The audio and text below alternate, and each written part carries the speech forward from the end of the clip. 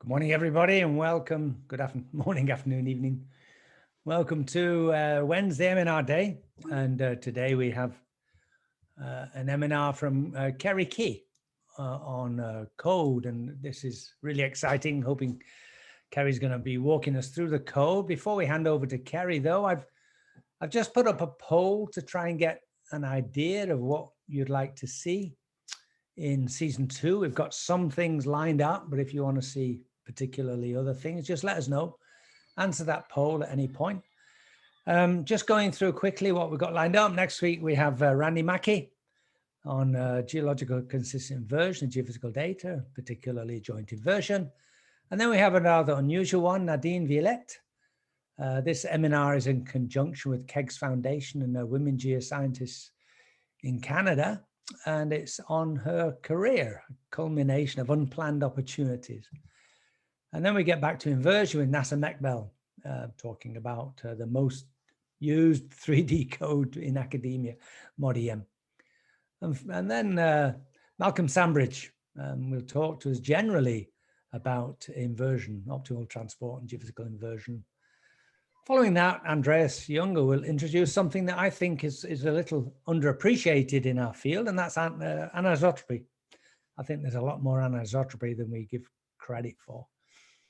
Jim McNay will talk about unmanned airborne systems, and Alessandro Santillano will talk about a swarm intelligence applied to MT inversion, so another probabilistic method.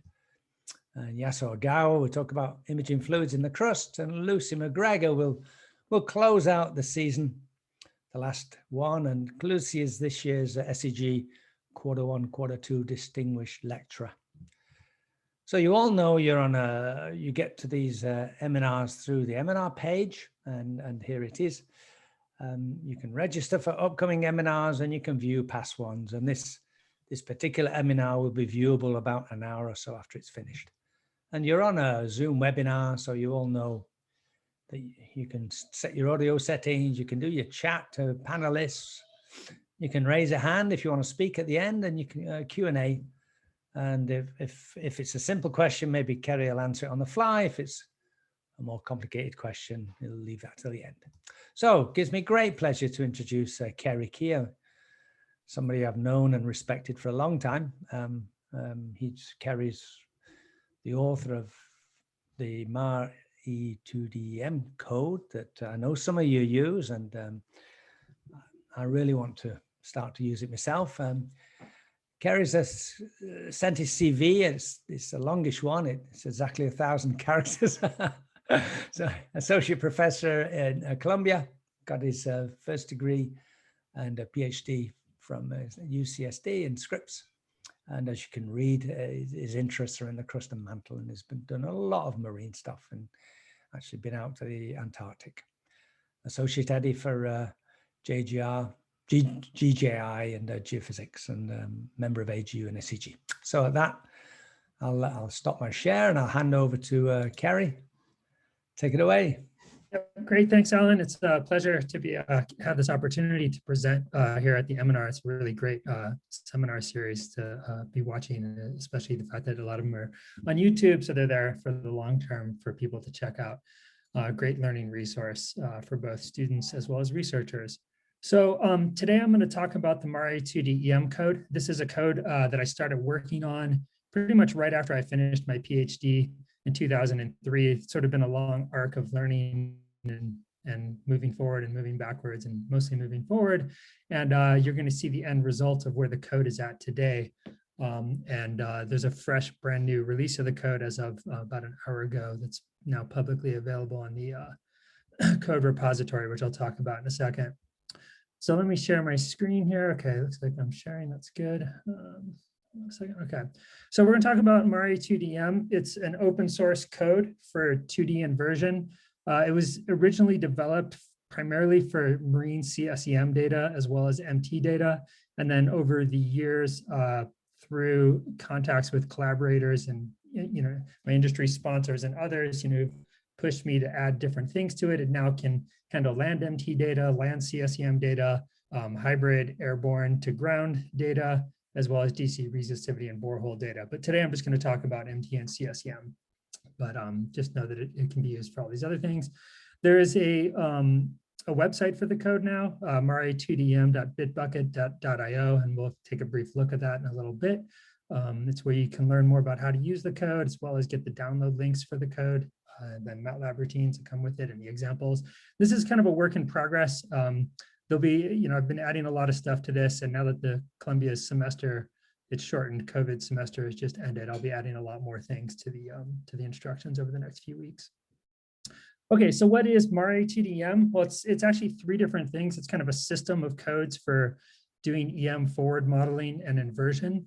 It's a MATLAB graphical user interface for creating models, inversion grids, routines for parsing data, whether it's importing data to be inverted or creating synthetic data files or things like that. So it's a series of MATLAB routines. So you can create forward models. You can make inversion grids like this.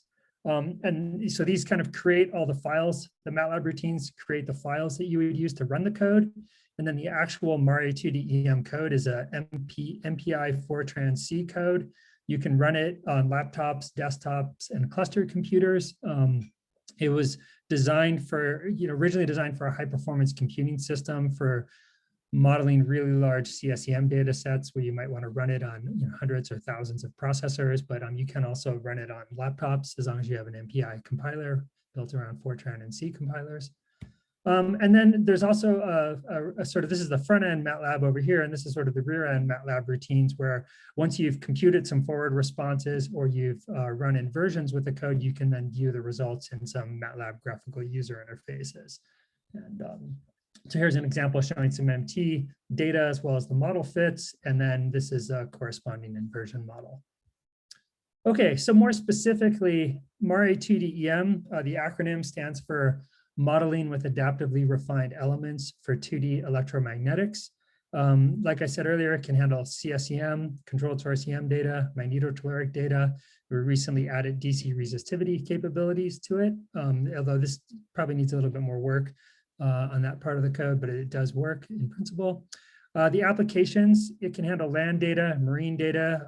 I'll show you an example of amphibious MT data. We've used it for inverting data we collected in Antarctica. It's been used for borehole data, crosswell EM data, so magnetic transmitters and magnetic receivers and boreholes. There have been some uses, commercial uses of using the code for land and air-based transmitters and receivers, so maybe land-based transmitters, air-based receivers, or maybe land-based electric fields and air-based magnetic fields. This is both for controlled source EM and MT purposes. And then you can also use it for doing EM geophysical studies. So, plotting the fields within a model and using that to study, what is the physics of electromagnetic induction and how does MT or CSEM data have sensitivity to various structures. The code's had a lot of features added to it over the years. I just want to say up front, don't use most of the features. A lot of them were added for special cases where somebody in industry would ask me if my code can handle a certain thing, and so I would add a feature to the code. But most of those features really should be only used on a limited basis, specialized case. But that said, some of the features include being able to model isotropic conductivity, as well as transversely isotropic or triaxially anisotropic conductivity. We also added support for complex conductivity as well as the Cole model. These are the specific things that I would recommend you don't use unless you specifically need to use them and know what you're doing. There's other capabilities like being able to model finite length dipoles for transmitters and receivers. Again, don't use those features unless you absolutely know what you're doing. They're very powerful, but you can misuse them easily. Okay, so those are some words of warning. The system requirements, obviously, to use the user interface, you need MATLAB. Right now, the current version of the code, you have to actually run the MATLAB scripts. We are working to develop compiled executables of a lot of the MATLAB routines that we'll then share online. So you wouldn't need to have MATLAB, but for the time being, you do need MATLAB to run the scripts.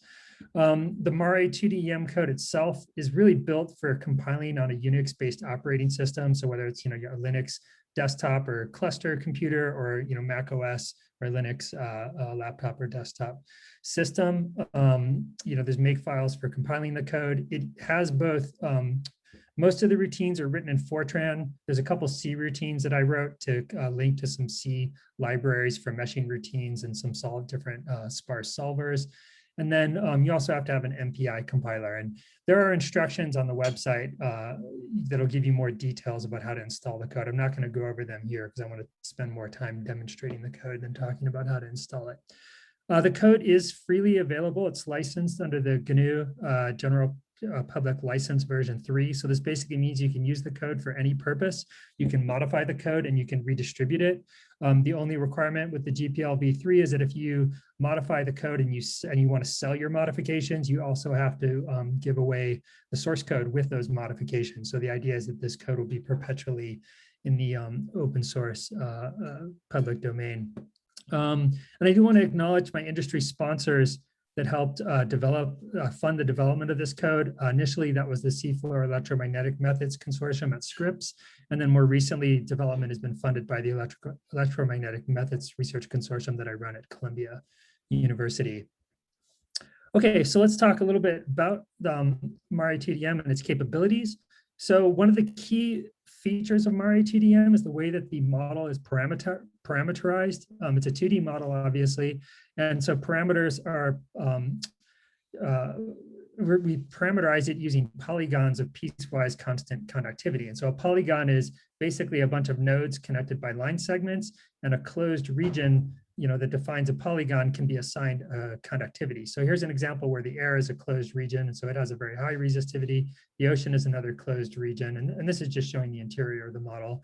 And then there's a bunch of different layers here where you can see the nodes and line segments connecting them, and then you can click in any of these regions and assign a resistivity to it. So this is just an example model, but we'll see a version of this model later during my presentation. So the key feature of this type of parameterization, as opposed to using a grid, is that it's very efficient and it's very flexible for handling things like bathymetry, like you can see the seafloor topography here, as well as this sort of dipping salt sheet here, this thin reservoir. This was mimicking a hydrocarbon reservoir on offshore sediments. And then there's this kind of wavy basement structure. And I just made this stuff up and drew it by hand, but this is, kind of representative of the types of scenarios that we envision MARE2DEM being used for, and which it has been used for. And so you, as a user, you just create this polygon grid for forward modeling. And so you just create the grid of the geologic structures or the geoelectric structures you want to model. And then those get saved. This polygon structure and the resistivities get saved to a file. And then when you run the code, MARE2DEM automatically takes care of all the finite element meshing internally. So you never have to worry about designing finite element meshes or skin depth scaling or any of these sorts of things. The whole physics of what is a good mesh is handled completely internally inside the code. So it's a flexible parameterization. These are just some examples of different ways you can parameterize the model. Here's a much more complicated offshore sedimentary structure of some sediments, folding over this salt intrusion body here. These are some examples of inversion grids. The parameters for inversion grids are just, they're polygons, but in this case, they're much smaller polygons, and there's lots of them because we want, lots of different free parameters in the inversion. The code is set up so that you can discretize grids of triangles for the parameters, or you can have quadrilaterals. Some of the nice things about these unstructured grids is that you can sort of have nested levels of detail in the grid. So here's a triangle parameterization that has mostly uniformly sized triangles. And then here's an example with a quadrilateral grid for a CSEM problem where we have really fine discretization in the near seafloor, because we know that there's a lot of sensitivity and resolution in the data close to the seafloor. And then as the grid gets deeper and deeper, we progressively make the grid size larger because we know that the data has lower resolution there, and we want to minimize the number of free parameters in the inversion. So kind of balance out, keeping the parameters dense where we know we have high resolution, and then making them coarser where we know the resolution is lower.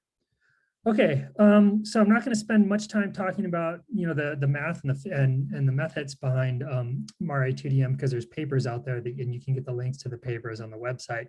I just wanted to flash up the governing equations. For if you're modeling MT, we saw these sort of classic TM mode and TE mode Helmholtz equations, where you can have up to triaxial anisotropy or any combination of conductivities along a diagonal tensor like this. And the code uses linear finite elements.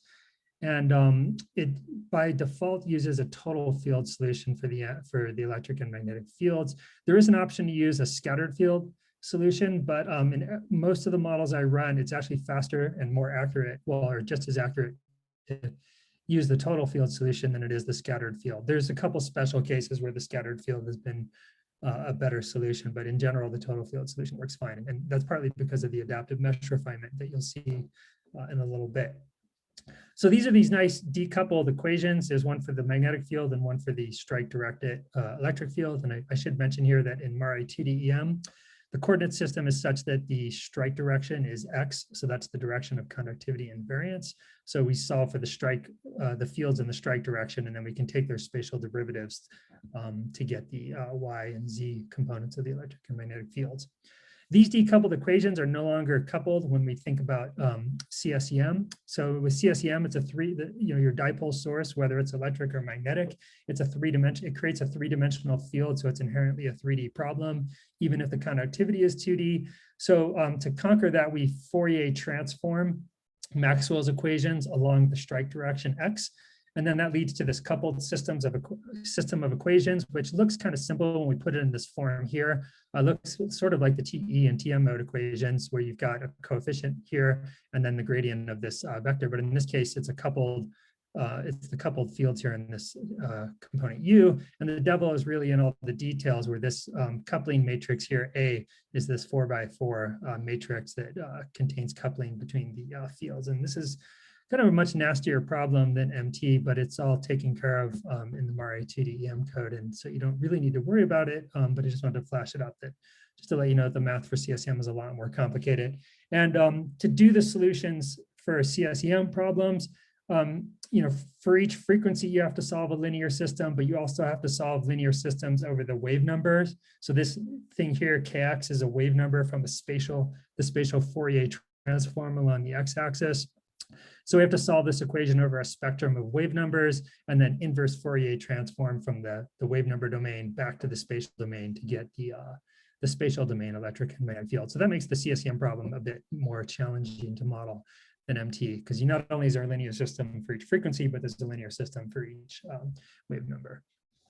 Okay, so inside MARE2DEM, as I said, there's an automatic mesh refinement algorithm that takes the input polygon model. It generates a finite element mesh that conforms to the polygons. And then we do what's called adaptive mesh refinement. And we do this in an iterative automated process. And so it works like this. We solve those governing differential equations that you just saw on that initial finite element mesh. And then, and we use, MARE2DEM uses these unstructured linear triangular finite elements. So it's a first order linear approximation. And then there are mathematical techniques we can use to estimate the error in the solution. And so you kind of look at, basically you look at the curvature of the solution over the domain of the mesh, and you can use various mathematical techniques to sort of get an estimate of the error in the solution. And MARE2DEM does something called goal-oriented error estimation, where we look at sort of the global error on the mesh, and then we weight it by an adjoint solution where there's an adjoint source put at each receiver. And that basically looks at how the error in different regions of the mesh impact the error of the finite element solution at each receiver. And so it's trying to measure the pollution from discretization errors across the whole domain, but only how that influences the solution at the receivers. And so this is sort of an optimal way to do mesh refinement, because you're only going to refine the parts of the mesh where it actually impacts the solution at the receivers. And we've now seen this in a couple different 3D codes that are out there. MARE2DEM did this a long time ago in 2D, and subsequently there's been a few other works that have now done this for 3D and shown that it works well. Okay, so then once you have an estimate of the error, then you need to refine the mesh. And so we generally, the way it works is you select some fraction of the elements that have the largest errors and you refine them. So you make those elements smaller, as well as propagating out the refinement to other regions to make sure the mesh is a valid mesh. And so the way that this works is you just keep iterating on this, and you keep looking at the solution that you get, and you just keep iterating on this until the solution stops changing by some tolerance. And MARE2DEM is sort of set up to look at the relative tolerance or the relative convergence of the fields. And so usually we run it till the fields are accurate to about 1% or so. But this is a user adjustable setting. And then from experience, we know that you don't want to just start off with a really coarse mesh because, for a very coarse finite element mesh, the solution will be quite inaccurate. So we actually added a step 0 here, where we know that that when you do this, you tend to get a lot of refinement around sources and receivers, or transmitters and receivers. So we do some local a priori refinement right at the start, so there's a relatively fine grid around the sources and receivers. Okay, so let's move on here. So this is an example of what that mesh refinement looks like. So here's an amphibious EM problem. This is just some topography that I took from off the coast of California, and I distributed an array of MT receivers across it. And I think I was modeling this at 60 seconds period. Yeah, okay, and so here's the initial mesh. So here's the model, and then here's a mesh that conforms to that model. And then the colors show the estimated error across the mesh. And this is the error that impacts the solution of the receiver. So it's this goal-oriented error, and yellow means large error, and then blue means low error. And you can see the initial mesh, we've got pretty fine discretization along the seafloor, as well as in the topography itself is pretty small line segments. So there's a lot of fine gridding already on the land part of the profile, but there's large errors out here. And as the mesh refinement proceeds, you can see we get smaller and smaller meshes. Initially, there's smaller meshing put in the seafloor and the subsurface region, but the later stages of refinement tend to do a lot of refinement in the near seafloor region and the regions around where the receivers are. So that's what the mesh refinement looks like. So we start off with coarse mesh, and it gets finer and finer. And all of that is done internally inside the MARE2DEM code. So as an end user, you never see these meshes. They're just generated. You can see some statistics output to the terminal, but you never actually see that. Okay, so this is what the convergence of the solution looks like. So there's this estimate of the goal-oriented error estimator G, and it's sort of a relative measure. There's some unknown constant always in this measure of G, and then here's the relative difference in the MT fields. And I'm just plotting the maximum relative difference in the MT responses across the whole array of receivers. And so you can see that G decreases very rapidly as we go from the first mesh on down to, I think this was after 5 steps of refinement. This is the number of nodes, this is the error estimate, and then the relative difference in the actual MT fields converges at about the same rate as G, but it's a little bit higher than G because there is this unknown constant multiplier in G. But nonetheless, we would keep refining this, and at some point, the relative difference falls below 1%. And so then we say, okay, this mesh is good enough, and we do not compute any more error estimates and just accept the solution, and the code is done computing the forward response for that receiver or that frequency. Okay, so let's talk about geometry a little bit, because I'm going to mention this later on. Again, the strike direction is X, so the receivers are generally positioned along the Y-axis with some vertical position. There's a little bit of difference in how the code can handle different types of receivers, and this is important in particular because of the way that MARE2DEM can handle topography as sloping surfaces rather than stair steps that you might have in other gridded structured mesh codes. And so you can actually put slanted or tilted receivers components into the code, and so that makes it really good for modeling topography effects accurately. So there's an angle called beta, which defines the angle from horizontal of the Y component of either the electric or magnetic fields. And so the code is set up so that if you specify the receivers are land MT receivers, it'll use a slope parallel electric field and a horizontal magnetic field, because at least in all the MT surveys that I've ever been on, this is the way that we install the sensors. They're slope parallel long dipoles, and then we level the magnetometers so that they're horizontal. Whereas in marine MT, we just drop the receivers over the side of the boat and they sink down to the seafloor and they just land, and we assume them to be parallel to both the magnetic and electric fields to be parallel to the local slope. Okay, so another component of MARE2DEM is this thing called the parallel data decomposition, where we want this code to work quickly, as fast as possible. And almost every single computer now is a parallel computing system. And so we use the message passing library to do independent parallel forward calculations. And there's a couple different ways that you can slice and dice up your data set to get more rapid modeling. The first is you can slice the data up into independent frequency chunks. So each frequency involves, for forward modeling, involves an independent linear system. So you can solve those in parallel. But then we can also subdivide the receivers into little subsets and model those independently. And there'll be a special, unique, adaptively refined mesh for that subset of receivers. And so generally speaking, the fewer the receivers that you have in a given modeling task, the less number of degrees of freedom that are needed in the mesh to simulate that accurately. And so if you divide up the receivers into small subsets, they'll need smaller meshes than if you try to model all the receivers with a single mesh. You'd need a much denser mesh. So you can get a lot of speed up from that. And then each transmitter in a CSEM problem is a completely independent problem. And so you can also slice the data up by the transmitters. And so, for example, if this is, say an MT problem where you've got 10 frequencies and 15 receivers, you could divide up the receivers into groups of 5. So that's why there's 3 columns here. And then each frequency is an independent subset. And so you could subdivide this up into, 30 separate chunks that could be modeled in parallel if you had a cluster and you were running this job on 30 processors.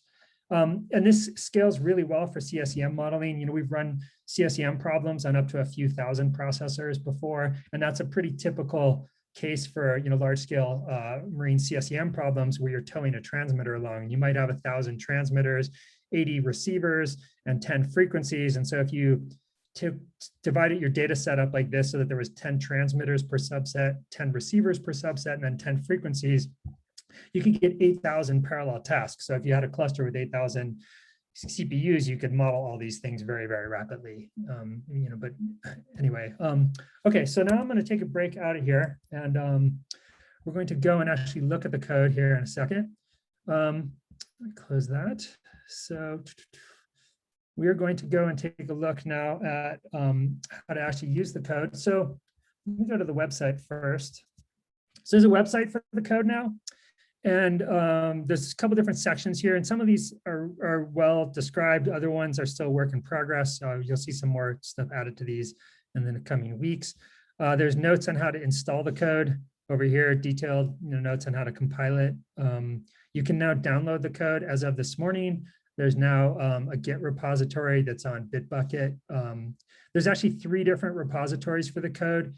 The Fortran and C MPI source is a separate repository from the MATLAB codes and then the examples. And this is simply just because we tend to update these things at different times. And so it was easier just to split these up into 3 different repositories. I recommend that if you don't know how to use Git, I recommend you learn how to use Git, and you can just go into a Unix terminal and type git clone. You can clone the repositories to get the latest source code, then you can build the code. And then the nice thing is when I and our colleagues, we apply updates to the Git repository, you can just do a git pull command to get those updates and then rebuild the code. And so you don't have to completely download the whole thing again. So just keep that in mind. Okay, so now let's go through and look at some examples. So I'm not going to go through how to set up the code and how to set up the MATLAB routines, because you can read about that on the instructions website. But we are going to go and look in the demo folder. So there's in the MARE2DEM examples, there's a bunch of different folders in here that have different examples, like that amphibious MT example is in this amphibious folder. There's Crosswell EM. There's MT fields. If you want to look at MT topography, is the Wanamaker 1986 model. There's an example here. We're going to look at the demo folder, and I've actually pulled out a few of the examples from here just to simulate it. We're going to do a land MT example. So let me just CD there in the MATLAB. And inside this, I'll go here. Inside this folder, there's a routine called make forward data. And so we'll open that up. And so this is going to show you how to use some of the MARE2DEM scripts to create a data file for synthetic forward modeling. I'll just run through it really quickly. So we define the name of the file that we want to create. So this is a file that will list the frequencies, the receiver locations, their tilts, and then the types of data we want to model. In this case, it's going to be MT data. Everything is always referenced to some sort of topographic surface. So there's a file called topo.txt, which is in this folder or the folder above it. So I'm going to load that in. It's just a 2-column text file with position and depth in it. And then we use these MATLAB structures, and it's actually a structure with a structure within it to define the different parameters that are needed to create the data. So in this case, I define a frequency array here. I define the Y position of the receivers. And then I specify the receiver type as being a land receiver. And when I do this, it's going to take the topographic surface, compute the slope of it, and it's going to position the receiver about 1/10 of a meter below the surface so that the receiver is actually in the ground. And it's going to set the electric field component to be parallel, or the Y component of the electric field to be parallel to the land surface. And then these are just some logical flags to say create TE and TM mode data. There's also another optional flag to create tipper data. There's a bunch of different options for these structures. There's another structure for CSEM data, which we'll maybe get a chance to talk about, maybe not.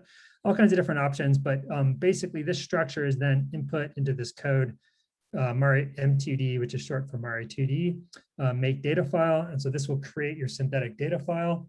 And you can read the header. Like if you have MATLAB, if you have the MATLAB routine set up correctly, you can type help, and there's a whole long list of instructions and different ways to use this code. There's a lot of things that we're still adding to this code. It's actually brand new as of a couple of weeks ago. It's sort of a work in progress to make it a lot easier on users to import data into MARE2DEM, but it's still a work in progress. So I'm just going to run this code. Oh, that's okay. It didn't like the resistivity file, but that's okay because we didn't create one. I ran that and it created this thing called demo.mt.data file. If we peek into there, this is what the data file looks like. There's a new format, EMData 2.3, but there's things like lists of frequencies, lists of receivers, and then a table that lists all the different data. So there's like a type index, a frequency index, a transmitter index, and a receiver index. And this transmitter and receiver index is basically a way to specify which receiver to use for electric fields and which receiver to use for magnetic fields. If this was CSEM data, this would be the transmitter to use for CSEM, but in MT, the TX column is for specifying which receiver to use for the magnetic field. And you can see there's a couple receivers in here that have the annotation B on here, and those are basically duplicate receivers. They're at the same locations as these receivers, but they're denoted as B because they have no slope angle here, beta. Their beta is set to 0. Okay, so let's just move on from that. So that's created a data file, or at least a data parameter file that the forward code we use. Now we're going to use this other code called Mamba2D, which stands for MARE2DEM Model Building Assistant. And so we run Mamba. This is the graphical user interface. And so this is what it looks like. The first thing that we'll do is we create the model bounding box. This is like the outer domain of the model. So that's kind of the first thing you need to do. There are some defaults in here. It basically creates a 200 by 200 kilometer box. That's good for CSEM, but for MT, we generally want to make it a bit bigger. So I'm going to change the bottom and the sides to be at plus and minus 1,000 meters, or sorry, 1,000 kilometers. So you generally want to make the model sides very far away from the interior of the model because the code uses a 1D boundary condition. So you want to make sure that the boundaries are far enough away that any 2D effects have attenuated by the time the MT fields reach the sides of the model. There's a different ways to import various structures and things into here. You can overlay seg-y images and draw structures on top of that. We don't have time to go through that, but I'm going to import segments here. So this is kind of the standard way that you use the code, is that you've got a topography profile, which I'm going to go and pull out. Here's the file here, topo.txt. And it asks you a question, shall I extend the segments to the model sides? Generally, you want to answer yes if you want this to be like a top surface to the model. No if you wanted it to be a discrete surface that was embedded in other stuff in the model. And I'll leave it to you to answer that third question. You can test that out. Definitely turn your volume up before you answer that question. There's another question to ask. Do you want to cut the roughness penalty? This is for inversion grids if you want to have a penalty cut on a surface. And since we're forward modeling, we don't care. We're just going to answer no. And then I'm going to specify that data file, or the data parameter file. I'm going to go ahead and select that here. You should put the receivers on here. Then I can go into this appearance menu that's up here, and you can toggle various things on with this. I'm going to go to axis, zoom to survey region. So it makes an educated guess about sort of depth scale you're interested in based on the aperture of the data. So here's what the, here now we have that topographic surface with the receivers on it. And I can zoom in on this really quickly just to show you, there they are. And you can just confirm, yep, the receivers are just slightly below the surface. So that's all good, looks good. We'll zoom back out there.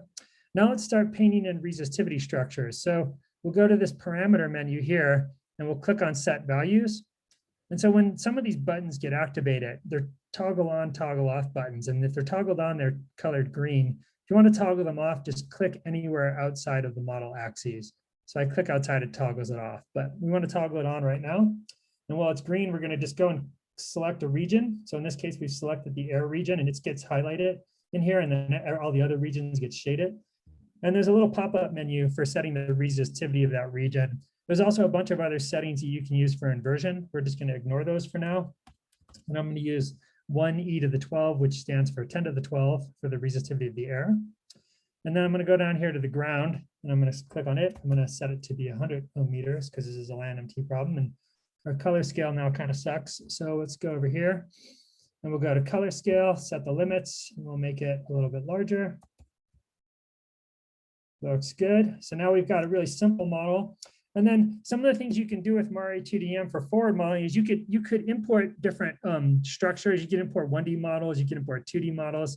If you had some sort of file that was a bunch of segments representing like seismic surfaces or geologic surfaces, et cetera, you can import those. The other thing you can do is just freehand draw structures in. So you can just go and point and click and just start creating structures here. And you can basically draw in some closed regions, assign a resistivity to them. Now we have a little embedded prism inside our model with the topography on it. If you don't like that, you could just go through and delete it. So I'll select delete, select all the nodes, it's gone. If I go, oops, that was a mistake. I actually liked that weird looking structure. You can hit the undo button, it pops back up. But if you decide, no, I really do want to get rid of that, you can hit the redo button and it's gone. There are ways to do different shapes. Like we can do a rectangle. You just click and draw in a rectangle. And then you could assign the resistivity. And the code's pretty smart. If you overlap different line segments, it'll detect the node connections. Most of the time that works, doesn't always work. You can also, you can also add layers in here. So this little horizontal button, you could hit that, and then you just enter in the depths of the depth of one or more layers that you want to put, and it'll just put a horizontal layer across the whole model. There's also vertical segments you can add.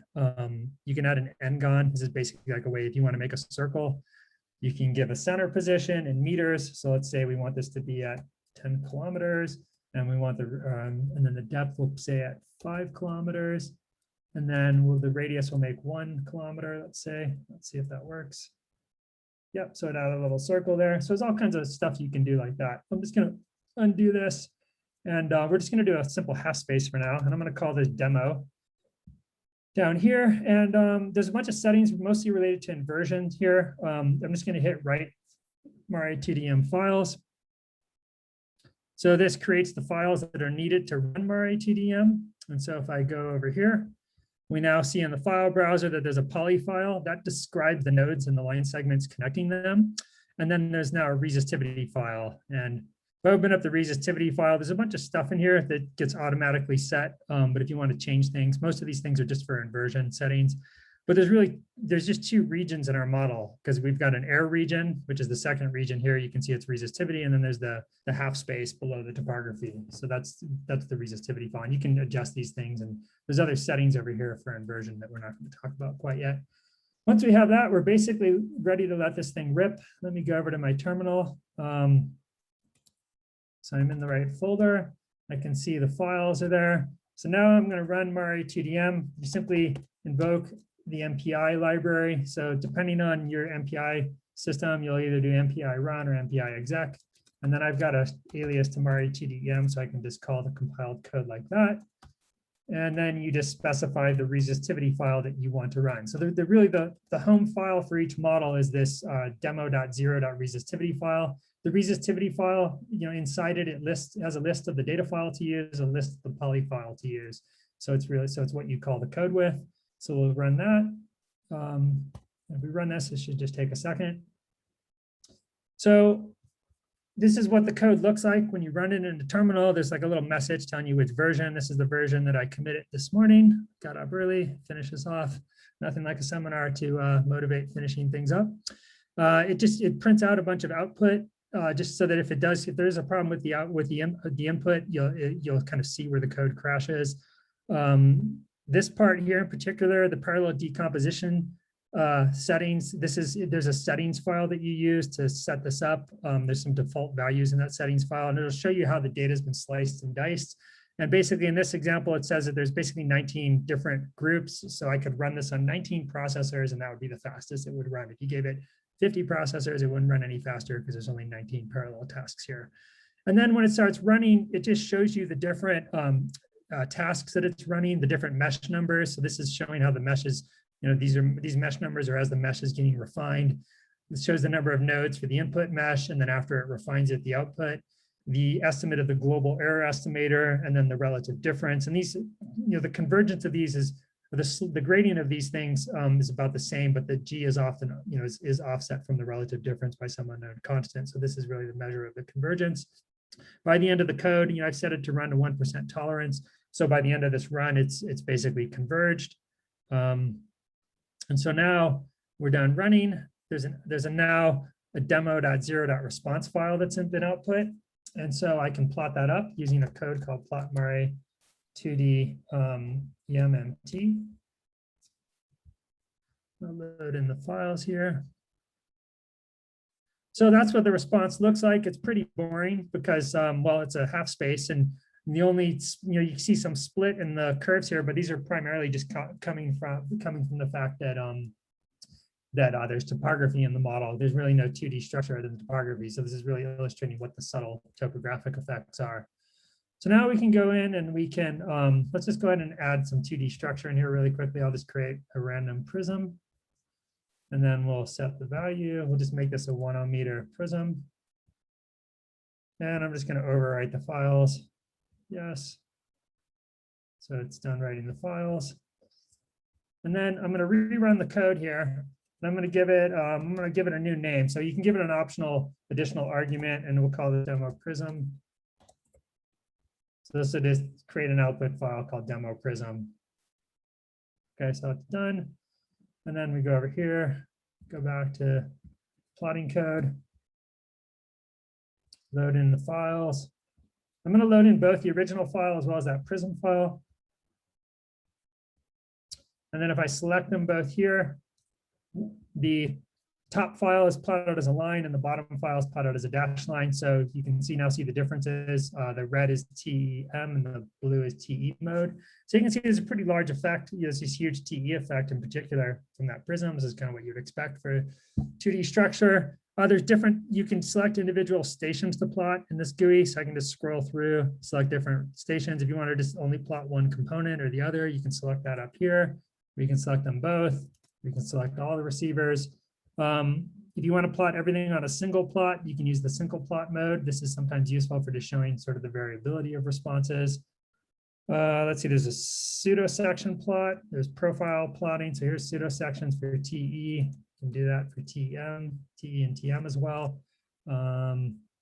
Okay, so let's keep moving on here. I'm definitely going way slower than I thought, so we're going to have to speed things up.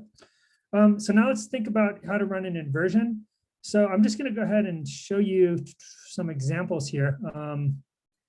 Let's suppose we wanted to run an inversion. I'm just going to create a quick inversion grid, and then we will, and then I'll show you some examples of some pre-run inversions. So I'm going to create a bounding box here really quickly.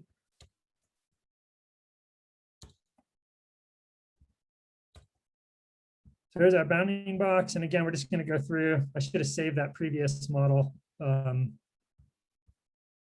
I can use that and extend to the model size. So I'm not going to cut the roughness penalty. And then let's see here. So I'm going to get the data file. We're going to pretend that we have a data file that we want to invert. That one is not the one we're going to invert, but we'll just pretend it is. We're going to zoom to the survey region. So now what we want to do here is we want to first create the error. And then we're going to go back here and we're going to set this whole ground region to be a free parameter now. And this is really important to do early on when you create an inversion mesh. Just set the ground to be a free parameter. And just to confirm that it is a free parameter, we're going to go and toggle off the fixed parameters. So this will basically turn off any parameter that's fixed. And so, okay, you can see the error is a fixed parameter, and this ground region is a free parameter. And so now what we want to do is we want to discretize the ground into a grid.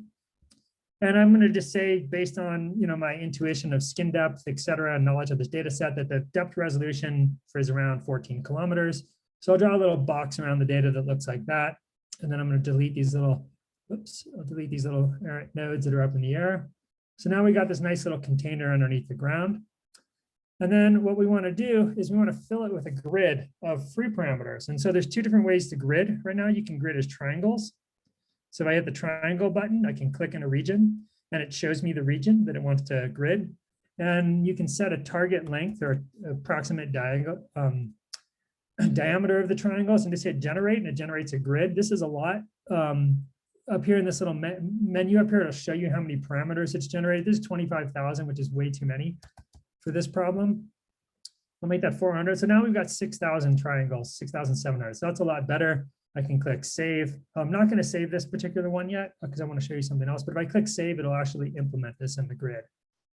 But what I want to show you is this Quadzilla grid. This is a grid of quadrilateral cells. And it works if you have an approximately rectangular region. It has to identify a top, bottom, left, and right side of the region. And so it just colors that to show that it's worked. And then you give it a target block width and a target block height. You can also give it a growth factor. So I'll just do that. And then we'll generate a grid. And you can see we have a nice quadrilateral grid here. It's, the rows are getting thicker with depth, the thinner up here and thicker over here. And let's just say we want to save that. And if I zoom in here, you can see that there's these nice quadrilaterals. And one of the nice things about the way MARE2DEM works is that you can have bathymetry that's a much finer scale than the quadrilateral scale. So here the topography, you can see there's topographic points within the quadrilateral cell. So you can have a higher resolution topography than the actual quadrilateral free parameter grid resolution. Let me zoom out here. So we've almost got an inversion grid ready. We just need to discretize this outer region here. So if I do axis, show entire model. So that's the entire model. There's no discretization out here. We can do that. We can fill that with triangles using the -1 command here. So if I do -1, that's a special flag to just say fill the region with the largest possible triangles. And so basically just makes triangles that conform to any existing grid structures. So if I zoom in here, you can see that the triangles indeed are smaller around this grid and make it larger. And sometimes you want to have nested grids. Like it doesn't actually work very well often to have really fine parameters next to really large. You might want a second level grid outside here that you have sort of intermediate sized triangles, etc.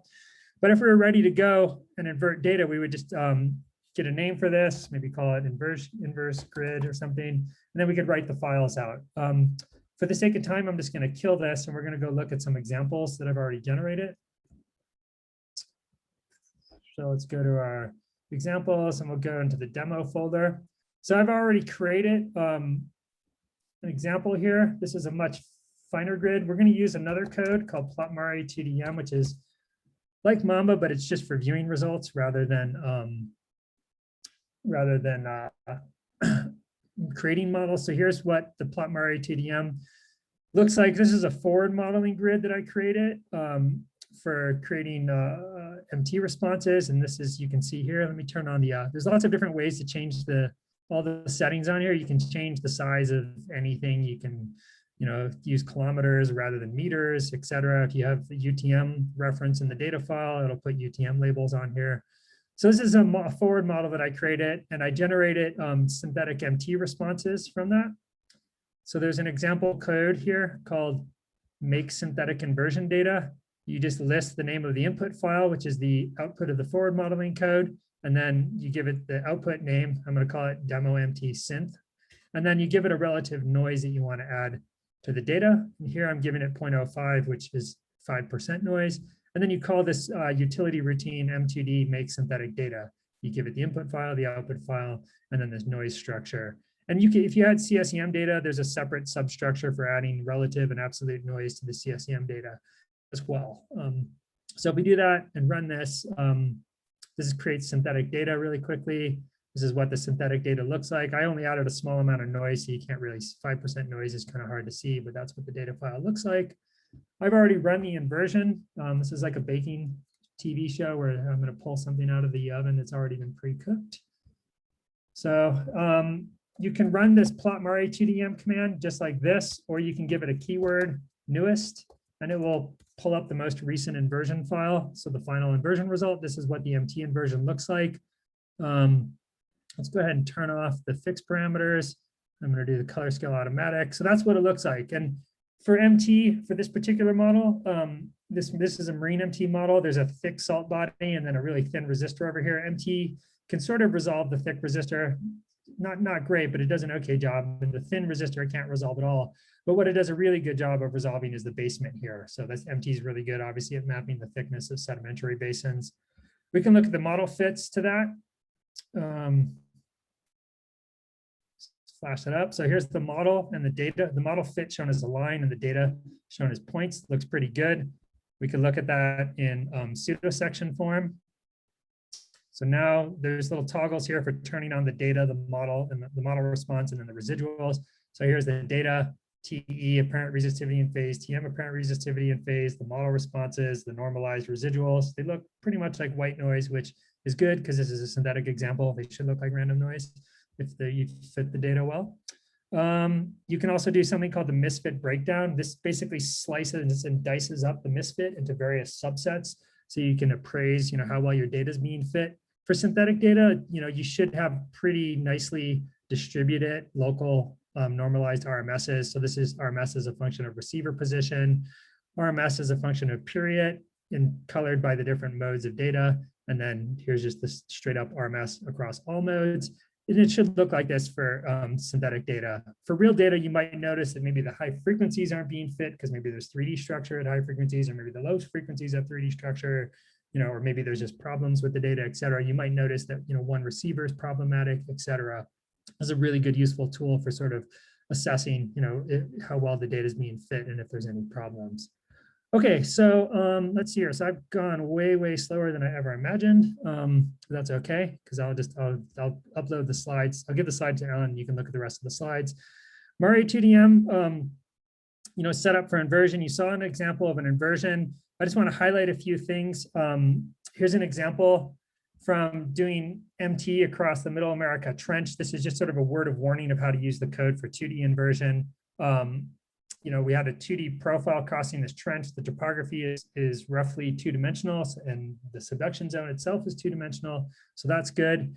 These are the results that my former student Samer got for his PhD thesis, where we serendipitously discovered this conductive asthenospheric channel here, and it has a small amount of anisotropy. In this particular inversion, we allowed for triaxial anisotropy, and the Y component of resistivity, so to the left right here, it was lower than the strike-directed resistivity. So it implied that there's sort of a flow-aligned conductive asthenosphere here. And when you look at these conductivities, they basically require a small amount of partial melt. It could be a hydrated partial melt, but it definitely has to be partial melt to get conductivities this low. So how did we get this result? Well, one of the things that you want to do when you're taking data and throwing it into the 2D code, since it is 2D, you want to make sure that your data is 2D. So one of the first things that we do with real data is we plot up the polar diagrams. You could also use phase tensors, for land MT. For marine MT, we tend to use polar diagrams because we don't have static shifts in marine MT, or we mostly don't have static shifts. So the polar diagrams work well. Here they are, shown as a function of period for all the stations across the array. And we basically threw out all the data that's masked in gray here. Basically, these impedances are clearly very 3D because the diagonal part of the impedance, which is shown as red, is just as large as the off diagonal. So that's clearly 3D. And then these polar diagrams over here show that the strike at long periods is rotated from the strike of the profile. This is the strike of the profile, and then the trench is in this direction. And so, these guys look like they're oriented along the electrical strike of the trench, or the strike of the trench itself, whereas these ones have a rotated strike. So we threw those out because that would suggest that you can have some problems with that data. And then over here, up on the continental shelf, these shallow stations have some really nice, simple 1D responses. So basically, it's a 2D code, so make sure you only throw 2D data into it. If you throw 3D data into it, who knows what you're going to get, and who knows if you can believe it. This is an example just highlighting, what you can do with these quadrilateral grids. This is the grid that Samer made. It sort of had increasingly larger cells as you get deeper, but fine cells near the seafloor. And he captured this really rugged bathymetry in the trench quite well. And this is just a comparison of the previous Occam 2D MT code that he tried using for the data, where this is the level of approximation of the bathymetry. It was really coarse, and it just used these little sloping segmented capabilities of the old Occam code, whereas in MARE2DEM, you can do bathymetry much better. Okay, so and this is just a plot showing his results. I'm going to skip through some slides here. So I think for the sake of time, there's a bunch of slides here. I could show you some CSEM examples, but I'm going to skip over them. I just want to flash up the result. This is an example of using the MARE2DEM code on the CSEM data from that profile. You can see, so these are where the receivers were deployed along the trench, and then we towed a transmitter over here.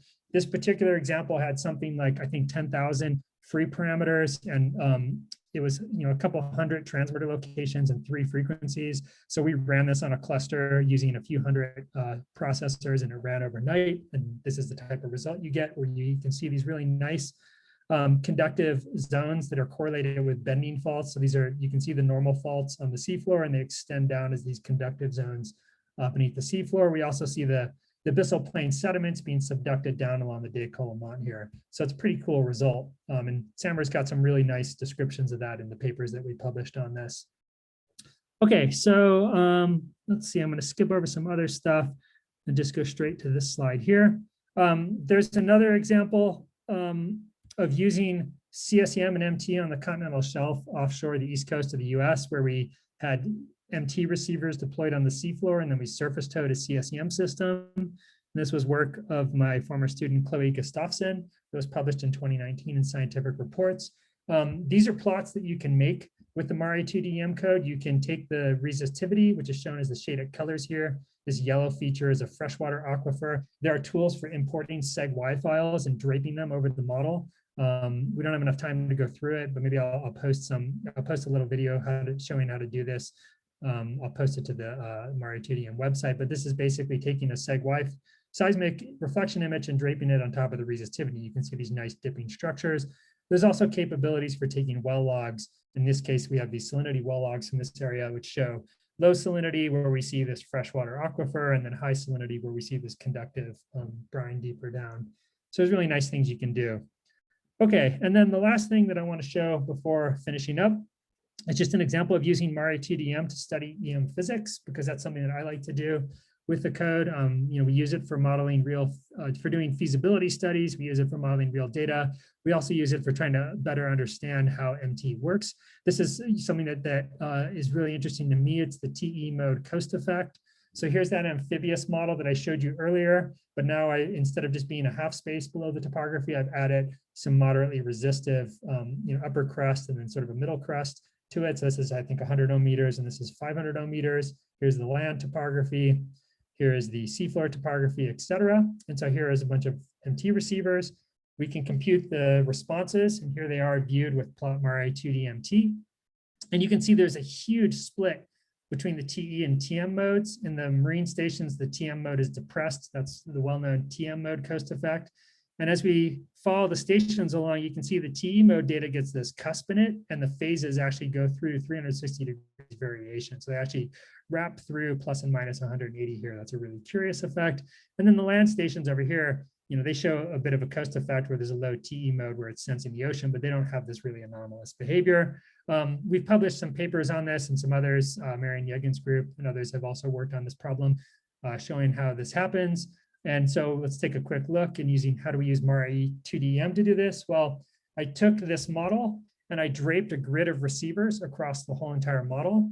And then there are ways to specify a data file where instead of it being apparent resistivity and phase, you can ask it for the raw MT fields. So like the TE electric and magnetic fields and the TM magnetic and electric fields, and it'll output those, as a function of frequency. So I did that on a grid of receivers. And then you can compute the pointing vector. And I computed that for the TE mode. The pointing vector is just the cross product between the electric field vector and the conjugate of the magnetic field vector. And it basically denotes the sort of average energy flow direction for the fields. And for normal MT, it's a downward propagating plane wave. So the propagation direction should be down. And that's indicated far over here on the left side of the model by the downward pointing arrows. And then on the right side, you also see the downward pointing arrow. So this is, indeed looks like a plane wave traveling down according to these normalized, these are normalized pointing vectors. I've normalized out the magnitude. I'm only interested in the direction. But close to the cosine here, you can see there's this really anomalous curvature in the TE mode fields, and you have both downward propagating TE mode energy, but also energy that wraps around the cosine. And curiously, it actually comes back up. It almost looks like refraction, but it's not refraction. This is inductive coupling. And so you have energy that goes down beneath the cosine and comes back up beneath the seafloor. And right at the seafloor, there's this collision zone. So we can zoom in on that. So I'm just going to zoom in on this region right here, which is where there was some of the most problematic looking MT responses. Again, here's one of those problematic TE responses. And if we zoom in, so that's the response for this receiver right here. And so now I've got the TE mode vector, or the pointing vectors shown here as arrows, but I'm also showing the polarization ellipse, right? So our fields are complex numbers. There's a complex HY, a complex HZ. If you were to trace that out in time, it traces out an ellipse. And so the shape of the ellipse shows you the polarization of the fields. You can see that they're sort of horizontally polarized over here, whereas right at this problematic receiver, the magnetic field is actually vertically polarized and there's almost no horizontal component. And so if you're computing the impedance as the ratio of the horizontal electric field divided by the horizontal magnetic field, well, if your horizontal magnetic field goes to 0, you're going to get a cusp. And so that's why we get these cusps. And then the phase is because you've got this energy coming up that's out of phase from the downward propagating electric field. And so you get this really interesting, curious phase behavior. But it's completely, you might think this, if you just saw this and you weren't aware of this, you would say, oh, Kerry's code's got some issues. It's got a problem with it. But no, you do a physics study and you're like, oh, this actually makes sense. This is inductive coupling of the TE mode coast effect. Okay, so that's it. There's a bit more stuff in the slides. Well, I'll give the slides to Alan so you can look through and see those more details. I just wanted to end with a few tips here on how to use the code. Again, MARE2DEM has many special features. Don't use them. Just keep it simple. Model isotropic conductivity. Just because there are all these fancy features in the code does not mean you should use them. So just a word of warning there, and that's based on experience because I've given the code to people before and they come back and say it doesn't work, and then I look at their setup and they've turned all the dials in the code. So don't turn the dials unless you know what you're doing. Avoid making pinch at slivers in the input model. If two of the line segments, when you're creating models, intersect at a very narrow angle, I think the tolerance is 20 degrees. If they're less than 20 degrees, the code won't like that and it won't run and it'll give you a warning. So just don't create slivers. There's some help on that in the instructions website. And then particularly if you're running large jobs on a cluster, use the plotting codes to plot the data files, to plot the model setup, and check your model before you submit your jobs to the cluster queue, because you don't want to submit a job and have it wait in the cluster queue for an hour or two and then have it crash because you had a bad setup that you could have checked just simply by plotting the data. Usually the plotting code, if you have a bad setup, the plotting codes will crash. In the worst case, they just crash and don't even run, and so there's a problem. But you also want to zoom in and make sure your receivers are in the ground if it's land MT, or they're in the ocean, or just above the ground if they're you're doing marine MT, things like that. And then there's some up and coming features. MARE2DEM, despite I've been working on it for a long time, but it's a research code. As we encounter more and more research problems, we keep adding to it. One of the latest things that we're adding to it is this transdimensional 2D Bayesian inversion. My former student, Dan Blatter, and Ananda Ray and I worked on a transdimensional Bayesian inversion code that's now a library add-on to MARE2DEM. It's not publicly available, but we expect to make it publicly available later this year, probably in the summer. It uses a Markov chain Monte Carlo approach with a Gaussian process sparse model representation. And just to give you an example, here's an example of inverting some marine MT data. This is real data imaging a salt body in the Gulf of Mexico. So this is a resistive salt body. And the question is, how much sediment is beneath the salt body? We ran the Bayesian inversion. It actually takes a long time. It ran for 2 weeks on several cluster nodes. So it's not a quick and dirty thing to get the nonlinear uncertainty estimates, but this is the mean of the ensemble. So we had, I think, about 100,000 samples or so or more that we ran. This is the mean of those. And surprisingly, the mean looks very much like the MARE2DEM inversion. But what we're more interested with these Bayesian inversions is not the mean model. We're interested in the interquartile range, or the distribution of resistivity at each given cell. And this is a plot showing the interquartile range from the model ensemble of all the Bayesian samples. So basically like a probability distribution of resistivity at each spot. And this plot of the interquartile range, it's showing the 75th and 25th percentiles of log resistivity. And where they're colored black, it means that the percentiles are very close, so the data has high resolution. And then where they get lighter colors, it's where the data has low resolution. And it's really not surprising that in this resistive feature here, we know that MT can't really resolve resistors so well, or at least the magnitude of the resistivity. There's somewhat lower resolution. But in the surrounding sediments, we have very high resolution, particularly the top of the resistor and the sides here. And then much lower resolution of this feature in here. We're really not able to well resolve the connection or lack thereof of the salt body in the deeper basement region. And then because this is fairly low frequency data, there's actually fairly low resolution of the cells immediately beneath the floor.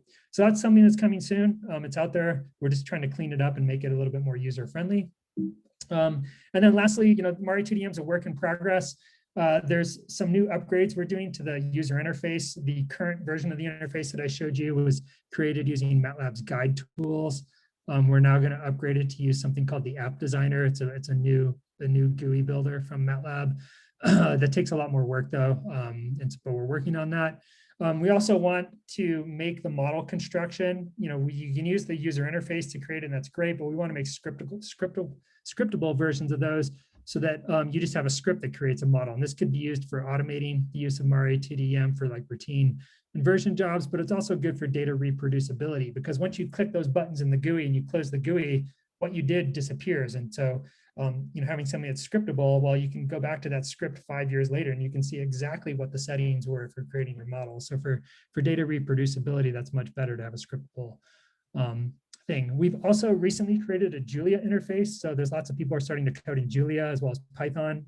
We've gone to Julia rather than Python.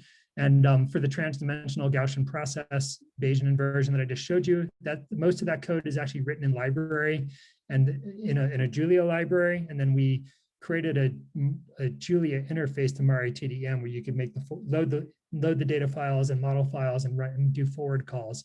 And so Julia can handle all the Bayesian sampling, and then MARE2DEM can handle the forward responses. And we have another stochastic inversion project that I'm not going to talk about, but that uses Julia to do some steps, and then we use MARE2DEM to do inversion iterations. So that's also incorporated into the Julia interface. And then we're also working on some new scripts as well as a user interface for just importing general data like ZMM files or ZRR files from Gary Egbert's processing code, as well as EDI files and some of the new proposed MT formats. We're working on creating a user-friendly script. In our group, we've had a proprietary code that we've used for importing MT and CSEM data into MARE2DEM, and that's worked well, but it was written by a consulting colleague and he made it available to us, but it's not freely available. So unfortunately, we can't share that, but we are working on creating a public version of that. So with that in mind, the new code is just released. The Git repositories, and I really encourage collaboration with others. There's a lot more stuff that I want to do with the code than I have time to work on. And so, I encourage you, if you're a developer, you're interested in working on the code, please reach out to me. There's been a couple people that have already reached out to me about different things that they're interested in creating or have been creating. And we, now that it's summer and teaching's done, I'd like to get together with you and work on actually implementing these things into the MARE2DEM library. So with that, I'm going to stop because I went way over, and I guess we'll open it up to questions. Yeah, absolutely brilliant, Kerry. That was absolutely wonderful. I'd just like to clap on behalf of all the people that were listening. And, I really congratulate you. It's people like you and others like you in the community who make the codes available that help to advance the community a huge amount. And so, thanks. Yeah, I mean, it's a pleasure to be able to make codes and make them freely available. And, it's a double-edged sword because I always feel like the pressure's on when you release a code, like you want it to work good, but there are, the code mostly works. There are some little issues where it might not work. If you use it and you run into trouble, please don't hesitate to reach out to me. Sometimes many of the features that are in the code and many of the things that have been debugged are because people, my industry sponsors and collaborators have reached out to me and said, oh, I want to be able to do this, or I tried to do this and it didn't work. And so then I go into the code and I fix it, or I add some new features. So don't hesitate to reach out to me if you have an application that you're trying to get it to work for. Yeah, you might regret saying that, Kerry. Yeah, I don't guarantee that I don't answer your question. And I can say this up front. If you ask me how to compile the code on Windows, I don't know. I don't actually own a Windows computer. Well, the only one I do own is my field laptop for starting up some loggers. So I don't ever do computing on Windows. So if you ask me, I won't be able to provide an answer. And I can't guarantee that any question you ask me that I'll answer promptly, but I will ultimately answer it or try to answer it. We got a couple of questions in, and I'll read them out so that they're in the record of the EMinar. First one's from Paula Rolf. Regarding the angle of the electric components for land-based setups, you model the receivers as point receivers, but calculate the electric field at the receivers in the direction of the slope of the surface of the corresponding receiver. Is that correct? Yeah, that's correct. So by default, the field models both electric and magnetic fields as points. It also models transmitters as point dipoles. And so, but it is a dipole. It has a location and a direction. And so for the electric fields, and this is configurable in the setup files. You can tell it to, the default for the quote unquote land setup is to use slope parallel EY electric fields and then horizontal magnetic fields. But you could tell it to do, horizontal electric and magnetics, or you could have it do slope parallel magnetics as well. And that's and part of the thing that we've done with some of these new routines, in particular the M2D make data file, is that we've set it up so that it will correctly set those angles. And before it was up to the users to figure out what the angles should be, and now we have this canned routine that does it for you, and it references the topography and things like that, and such. So yeah, we're trying to make it easier and easier to do these sorts of things. Yeah, I think that's the sort of thing that we've kind of underappreciated. A lot of the older codes in rectangular grids, they have staircase-like structures for topography, and so that's not what we measured, right? Yeah, exactly. You measure the fields on the slope, so you might as well model it. And to be fair, it's only a 2D code, and the slopes may be 3D, and the Earth may be 3D, but at least in the 2D approximation, you can try to do things as accurate as possible. One of the other things I'll comment on, and this is why I was telling people don't use the finite dipoles, is we added finite length dipoles, or the option for finite length dipoles, to the code primarily to handle marine CSEM data with really long transmitters. Sometimes those transmitter dipoles can be up to 1 kilometer long. You might be making measurements at 1 kilometer away, and so the finite length of the dipole has a significant effect. For MT modeling, for almost every application that I've ever looked at, the point dipole approximation is fine, at least as long as you're not looking at structures that are like of order the length of the dipole, really shallow structures or something. And the reason why I say don't use the finite length dipoles is because it's real easy if you're trying to do land MT to create a finite length dipole, and maybe you have topography like this, it's like a little hill, but you might make your dipole stick outside the hill. If you're not careful with making sure the length of the dipole is correct with respect to the wavelength of the topography, it does just assume a straight line for the dipole.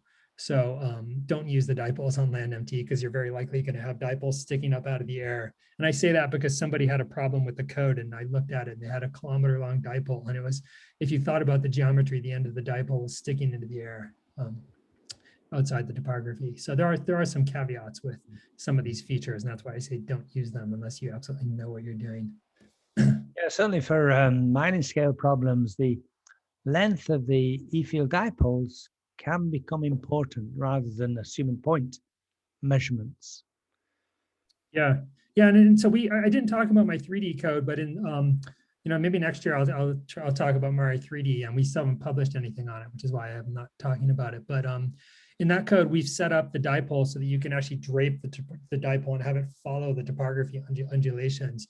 So you can have multiple segments defining the dipole, and basically just computes the average electric field along the dipole length. But that's really the way to do these sorts of things properly for land applications. Yeah, we have unfortunately, a very long question from Syed Mohammed Abtabi Furush.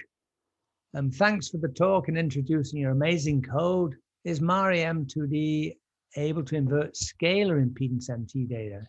Well, I mean, I think the question of that would be, if that's MT data, I mean, that would just be equivalent to the TE mode, I guess, if assuming X is the strike direction. So that would just be the TE impedance. There have been some industry folks that have asked me about modeling scalar impedances that are rotated from the strike direction, and that mathematically just doesn't make sense to me, like how you do that in 2D. So, I mean, if it's a scalar impedance and it's collected in the strike direction of the 2D model, then yeah, that's just equivalent to the TE impedance. But I don't know how you would rotate it, the 2D response properly to match a rotated scalar response. Yeah. Oh yeah, and also the question about the phase here. Yeah, MARE2DEM assumes that the TM phase has been wrapped into the first quadrant. Okay, just to tell the audience, the question is whether all phases must be in the first quadrant, because normally the YX phase in the third. Okay, but that's a more technical question. Those of you with technical questions, perhaps you could write to Kerry directly. A question from Kerry Key. Thanks for a brilliant talk, Kerry. Super cool. One small question. Would you please talk a bit further about the comparison between deterministic and stochastic inversions, like the advantages and Yeah, disadvantages of both? that's a really good question. I mean, the sort of course of MT and EM inversion, the sort of, you look at the history of it, and 20, 30 years ago, we were just happy to get an inversion running and get a smooth model answer, right? But the problem with the smooth models is that they're just, they're the smoothest model that fits the data, to a certain misfit, but we have no idea what the uncertainty, or you have very little idea of what the uncertainty in the model parameters are.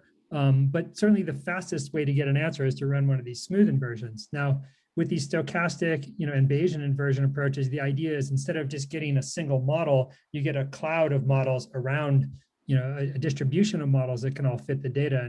And ideally, if your data is well constrained in a region, the distribution is really narrow. Whereas if you have low resolution, the distribution is going to be much wider.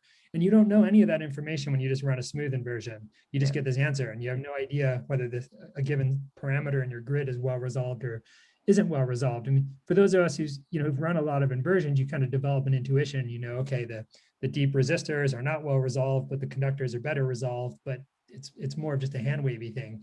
These Bayesian inversions are really going to provide these answers for the nonlinear, error bars on what the range of acceptable model parameters are. But it comes at a huge cost. You can run, the MARE2DEM inversion code in seconds to minutes to hours for, a normal smooth inversion. The Bayesian inversion codes take, usually several days, to a couple of weeks to run, because you've got to call you've got to do hundreds of thousands of forward calls, or even millions of forward calls to search this n-dimensional probability space. So it's a huge, significant cost to run the Bayesian inversion.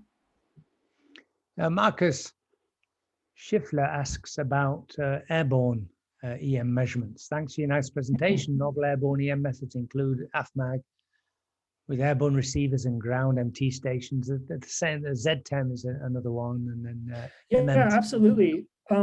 There's been a couple of companies that have done this. I didn't want to favor one company or another, but there's been people who've emailed me showing me examples of this. The examples that I know of out there are, ground-based electric and/or magnetic MT station, and then airborne, HZ, or even HZ and HY, X and Y in the air as well. And so you could, you can fly around and get high spatial density magnetic field sampling, from the airborne sensors, and then you have a ground-based reference station. And yes, the code's set up to do that. There's the capability, because there's a transmitter column and a receiver column that describes each data parameter, you can set the receiver column to be the ground-based data or the electric field data on the ground, and then the transmitter column can be the airborne, magnetic field receiver, depending on which, transfer function you're using. But you could do that for both MT impedances as well as for tipper data. And then people have used the code to that. And I've seen some really nice comparisons of, ground-based MT compared to this, semi-airborne method. Maybe that's something. Just to say really quick, I'll try to create an example of that. I'll create some example files and post that to the website at some point, because it's a really interesting setup to try. Yeah, Syed has a follow-up question. He asks about galvanic distortion effects. Do they need to be removed before? Yeah, I didn't talk about that. I didn't talk about static shifts or galvanic effects at all, but there is an option to solve for static shifts in MT data during inversion. And basically it's a really, really crude approach, but it actually seems to work quite well. Basically what the code does is it looks at the mean residual in each mode of data, in the each mode of the apparent resistivity at a station, and it says that's the static shift. And so as the inversion progresses, it just looks at the mean residual and says, okay, that's the static shift. And at least the mean residual, the log of the mean residual. And others, I think there's some math that I put on the website describing how it does this, but you can toggle that on and off for each receiver, and you can set it to estimate static shifts in both TE and TM modes, or just the TE mode or just the TM mode. There are some caveats with it, in that if you allow the code to invert for a static shift at every single station, then the absolute value of resistivity in your model is just freely floating. And you're just going to be solving for sort of relative resistivity changes. And I've actually seen a published example where somebody turned on the static shifts and all, at least it looked like they turned on the static shifts for all stations. And so I'm not really sure how they constrain the absolute value of resistivity. So if you do use the static shift option, just use it for a few, stations that are having problems with static shifts. Don't turn it on for every station would be my word of advice. Like invert your data, see which stations have large residuals and look like they have maybe have static shifts, and then turn on the static shift estimator for those stations only. Yeah, I remember doing this work with Catherine de Groot-Hedlin in the early 90s, and the approach taken there is to assume that the sum of the static shifts are zero. Yeah, she had a fancier approach. I don't even assume the sum of anything. It's just, I mean, every station, it's the magnitude of the static shift is freely constrained, and that's why I'm saying you only want to turn it on for a couple stations, and so let the other stations, set the magnitude of the model. Now, Chao Jian Chen asked a question, which is an interesting one, about joint inversion of two kinds of EM data sets. One is high quality and the other is low quality. How do you balance these two? And that leads me, something I always emphasize when I talk to people about MT is that the TE and TM are actually very different ways that the Earth is being sampled. And so a TE-TM inversion is already a joint inversion. Yeah, absolutely. I mean, there's two things. There's a couple of things that we can do in MARE2DEM. One, and I was going to show an example of this, but I ran out of time. There is an example of joint CSEM MT inversion, and the MT is good for getting the deep sedimentary basin. The CSEM is good for getting the shallower structure. The way that the code treats those two data sets is, and this is described in the 2016 paper on MARE2DEM, is it uses a data volume weighting on each data type to kind of steer the inversion. And the reason for that is typically, like, for a lot of industry quality or industry size CSEM data sets, you might have tens of thousands of CSEM data, or maybe 100,000 CSEM data, and maybe only a few thousand MT data. And so we sort of normalize the Misfit function that you try to the objective function, you normalize it by the volume of each data type. So roughly, you're fitting you're weighting the whole MT data set equally with the CSEM data set. Otherwise, the CSEM data sets dominate the search directions for the inversion. But the other way, and so that's kind of set automatically in the code. It's something that I want to actually make more configurable, because there's other different types of options. Like you might want to modify the objective function based on the relative misfit in the MT relative to the CSEM data. For example, like if one data set's being fit worse than the other, you might want to upweight it, to help the inversion steer it towards fitting that better. And that's not really configurable as an input right now. I just go into the source code and modify it, but it's one of these things that I want to add as an input. The other thing that you can do is just tweak the error bars on the individual data sets, make them larger or smaller, but that's kind of the poor person's approach to doing it. Okay, that's all the questions. That's absolutely wonderful, Kerry. I'll just thank you again on behalf of everybody, and I'll remind everybody that a week from today, we have Randy Mackey at exactly the same time. So thanks again to Kerry, and thanks for all the audience for being in, and see you all next week. Bye, yeah, everybody. Thanks again. Thanks for the opportunity to present. Thank you. Bye, everybody.